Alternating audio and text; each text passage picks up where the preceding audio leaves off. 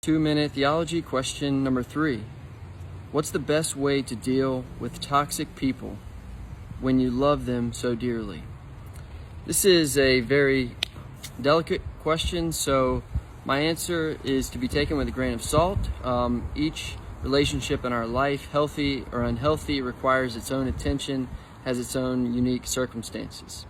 So I looked up the definition of generally a toxic person, and this is someone that we interact with regularly, that we leave that interaction with them feeling emotionally exhausted, or we leave that reaction or that encounter with them feeling ashamed or guilty or feeling worse about ourselves for some reason, or the relationship is one of a constant pattern or cycle of drama, or kind of a rescue mission where we're always invited to fix and heal this person. And they might not be toxic for someone else, but our relationship with them is toxic because of our interaction. It's poisonous, it's unhealthy, it burdens our soul, it gives us a pattern of heaviness of life that's not supposed to be there. It robs us of the fullness of life.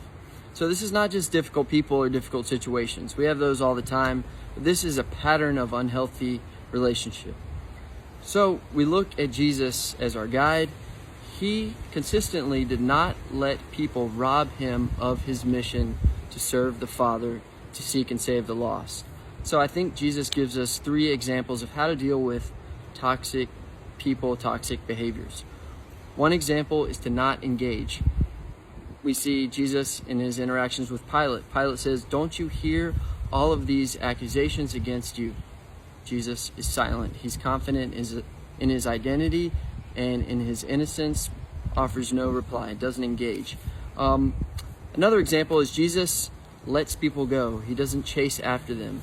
We see this with the rich young man. He walks away. He's sad because he has many possessions. Jesus also lets the disciples leave when they don't believe his teaching in John 6 on the Eucharist. So one response is to let people go. And the last one is Jesus himself walks away sometimes.